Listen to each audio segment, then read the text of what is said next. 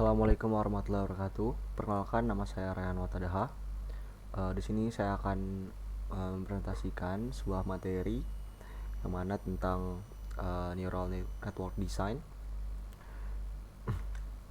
Oke. Jadi di sini kita bayangkan ada sebuah pabrik buah yang punya mesin canggih. Nah, mesin ini memiliki 3 sensor untuk membaca setiap buah yang lewat.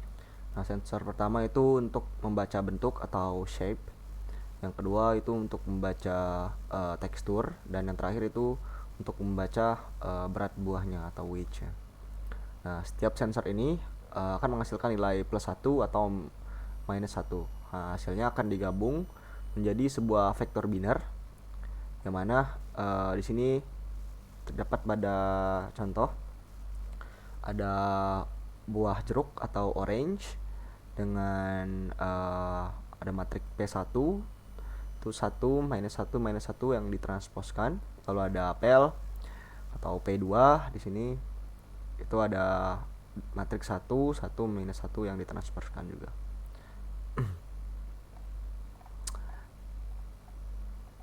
Nah, kalau diperhatikan satu-satunya perbedaan antara apel dan jeruk hanya pada elemen kedua, yaitu mengenai teksturnya, yang mana apel mempunyai tekstur halus atau plus 1, sedangkan jeruk mempunyai tekstur kasar atau minus 1.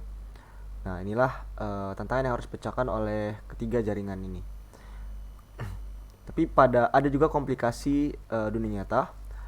Bagaimana jika buah yang masuk adalah jeruk cacat dengan bentuk tidak sempurna, sehingga sensor akan memberikan vektor seperti ini. P sama dengan minus 1, minus 1, minus 1, yang mana itu berarti kalau jeruk itu cacat atau tidak sempurna bentuknya. Oke. Selanjutnya itu ada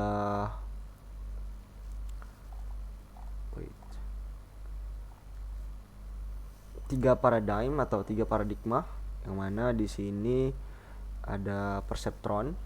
Jadi jaringan pertama itu adalah perceptron atau arsitektur fitur paling sederhana. Nah, jadi filosofinya itu belah ruangan menjadi dua bagian. Cara kerjanya itu input dikalikan bobot ditambah bias atau B, lalu dilewatkan ke fungsi Hartlims yang menghasilkan plus 1 atau minus 1. Di formula atau rumusnya yaitu A sama dengan Hartlims, yang mana dalam Hartlims ini ada weight dikalikan dengan P ditambah bias. Nah, secara geometris persamaan ini itu mendefinisikan sebuah bidang datar atau hyperland. Kita bisa membayangkan seperti kaca transparan yang memotong ruang 3 dimensi. Jadi semua titik di satu sisi kaca adalah apel, dan semua di sisi lain adalah jeruk. Nah, untuk kasus mesin buah ini, bobotnya itu ada 0, 1, 0, dan biasnya adalah 0. Artinya perseptron ini hanya melihat elemen kedua, yaitu tekstur. Jadi jika teksturnya itu lebih dari 0, maka itu apel. Jika teksturnya kurang dari 0, itu maka jeruk. Jadi ini sangat elegan dan sangat cepat. Hanya membutuhkan satu kali hitung. Nah, selanjutnya ada Hamming network. Nah, Hamming network ini merupakan jaringan kedua atau arsitektur hybrid yang berfilosofi mengukur jarak ke setiap prototype lalu diadu dalam kompetisi. Nah, Hamming network ini memiliki dua layer yang bekerja secara berbeda. Layer pertama itu disebut feed forward atau kalkulator jarak. Nah, layer ini menghitung skor kemiripan antara input dan setiap prototype. Dan untuk formula kuncinya adalah A1 sama dengan 2R dikurang 2 dikali jarak Hamming antara input dan prototype dikurang I. Nah, di mana R ini adalah jumlah elemen. R sama dengan 3 untuk kasus ini. Nah, untuk layer yang kedua itu ada recurrent atau winner tackle atau arena kompetisi. Nah, layer kedua ini menerima skor awal dan memulai proses kompetitif iteratif. Nah, neuron dengan skor lebih tinggi atau jeruk di sini. Sini jeruk dengan neuron lebih tinggi. Secara perlahan menekan neuron awal atau apel melalui inhibisi lateral sampai hanya satu penang yang tersisa. Jadi fungsi Poslin memastikan tidak ada neuron yang nilainya negatif. Begitu tertekan ke 0, neuron mati dan tidak bisa bangkit kembali. Jadi hasil akhirnya itu jeruk menang dengan skor 4,3. Apel ditekan menjadi 0 dan ini diklasifikasikan sebagai jeruk. Nah, untuk keunggulan Hamming ini dibanding perseptron, Hamming ini tidak membutuhkan data linearly separable. Ia bekerja dengan prinsip siapa yang paling mirip, lebih natural dan lebih toleran terhadap noise. Selanjutnya ada jaringan yang ketiga, yaitu Hopfield Network. Jaringan ketiga ini merupakan arsitektur recurrent dengan filosofi yang paling unik, yaitu restorasi memori. Kalau perseptron dan Hamming hanya menjawab ini apel atau jeruk. Nah, kalau Hopfield ini melakukan lebih dari itu. Ia menjawab berdasarkan input yang rusak. Nah, prototipe ini lebih lengkap mana yang paling cocok dan mengembalikan vektor prototipe tersebut secara utuh. Nah, jika kita analogikan, di sini ada lanskap energi. Kita bayangkan permukaan bergelombang seperti pegunungan dua lembah. Lembah pertama adalah prototipe jeruk dan lembah kedua adalah prototipe apel. Ini jeruk dan ini apel. Nah, input cacat adalah bola yang diletakkan di lereng bukit. Nah, Hopfield ini bekerja seperti gravitasi. Bola akan menggelinding turun mencari lembah terdekat. Proses iterasi A dalam kurung T tambah 1 sama dengan setlins dalam kurung W dikali A dalam kurung T ditambah B adalah simulasi matematika dari menggelinding ke bawah. Saat bola berhenti di lembah, itulah prototipe yang direstorasi.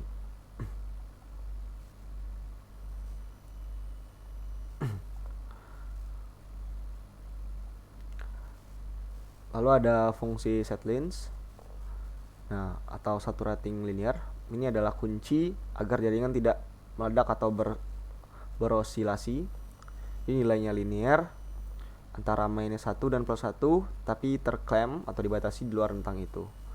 Nah, Hopfield ini mempunyai batasan sebagai berikut, yaitu jaringan ini bekerja optimal hanya jika prototipe yang disimpan itu saling ortogonal atau korelasinya itu 0. Jika terlalu mirip, lembah energi bisa bertabrakan dan muncul spurious states. Nah, atau memori palsu yang bukan merupakan prototipe manapun. Selanjutnya ada perbandingan antara ketiga jaringan ini. Ada perseptron, Hamming, dan Hopfield tadi. Sini bisa kita lihat secara fitur kategori arsitektur. Perseptron dia feed forward, sedangkan Hamming dia hybrid atau kompetitif, dan Hopfield tadi recurrent atau asosiatif. Dengan fungsi aktivasinya, kalau perseptron itu hard limbs, Hamming itu pure line atau pulse line, dan Hopfield itu set limbs. Untuk keputusannya, kalau perseptron itu membelah ruang, kalau Hamming itu mencari jarak, dan kalau Hopfield itu minimalkan energi. Lanjut, kalau secara metode komputasinya itu sekali hitung atau instan untuk perseptron. Kalau Hamming itu dia iteratif atau pada lapisan kedua. Kalau untuk Hopfield itu iteratif terus-menerus hingga konvergen. Nah, untuk toleransi noise-nya, kalau perseptron dia lebih rendah, kalau Hamming dia sedang, dan Hopfield dia tinggi. Secara wujud outputnya, kalau perseptron dia 1 bit identitas tunggal, kalau Hamming 1 neuron aktif menunjuk kelas, dan kalau Hopfield restorasi penuh vektor prototipe asli. Jadi kita bisa menggunakan perseptron jika kecepatannya adalah segalanya dan data linearly separable. Kita menggunakan Hamming itu jika membutuhkan pencocokan pola biner yang efisien, dan gunakan Hopfield jika input sangat noisy dan perlu rekonstruksi data aslinya. Baik, kita sudah melihat satu persatu dari ketiga jaringan tadi, yang mana ada perceptron, ada Hamming network, dan Hopfield. Mungkin sekian dari saya. Lanjut ke latihan soal. Baik, selanjutnya merupakan latihan soal tugas mandiri, yang mana pada soal yang pertama kita disuruh untuk mengelompokkan masing-masing ke dalam kategori, yang mana ada feed forward, kompetitif, dan recurrent.